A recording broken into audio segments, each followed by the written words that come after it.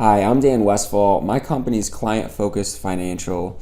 So today I'm going to have a conversation with you to kind of get your mind thinking about a topic that everyone that wants to stop working at some point should have this thought. So what do you need to save up to ultimately to retire? What's that magic number? Is it a million? Is it 2 million? Is it $5 million?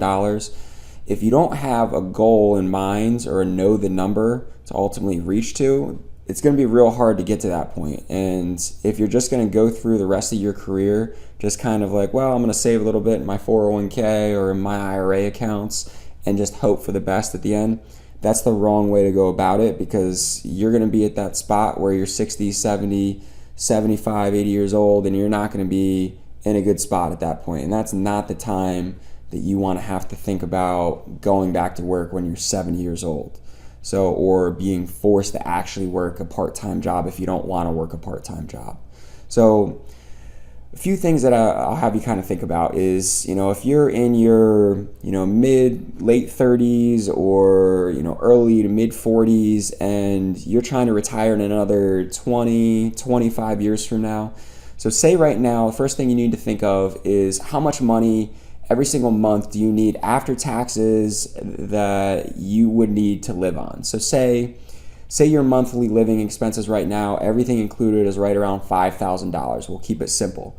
So if you're looking at retiring in 20, 25 years, that number is roughly going to double from 5,000 to 10,000 because of inflation. So inflation averages over time roughly about 3%. Right now it's a little bit lower than that. It's around 2.5%, but over time it averages about 3% historically.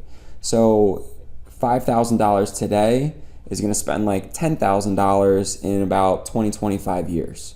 So now the next thing you need to think about is, what's the lump sum of money if you're 60, 65 years old that ultimately you need to save up to? So if you don't have that number in mind, this will be a helpful process for you. So if you need, we'll use that same example, $5,000 a month right now, it'll be $10,000 a month in 20, 25 years. That's $120,000 for the entire year if that's a $10,000 monthly expense. So if you need $120,000 a year, the lump sum roughly to pull off of an investment where you could safely pull $120,000 would be roughly 4 to 5% of that lump sum. So in that case, if you're pulling $120,000 a year, you're going to need about $2.4 million. So that's about 5% of 2.4 would be $120,000 if you're following my math there.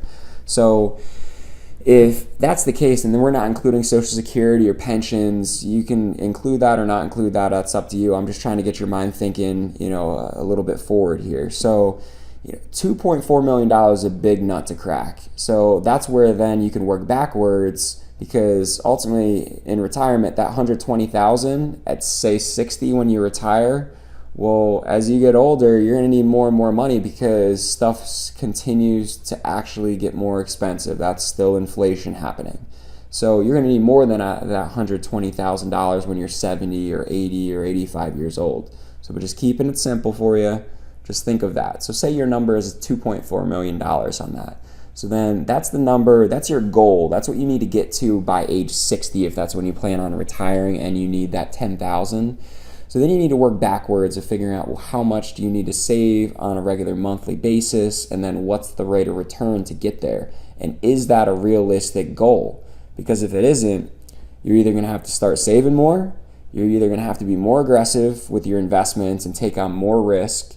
So if that's even a possibility, because there's only so much risk you can take to get so much return. So if you need a consistent 25 or 30% return, that's not obtainable. Bernie Madoff's in jail, so he can't get you that.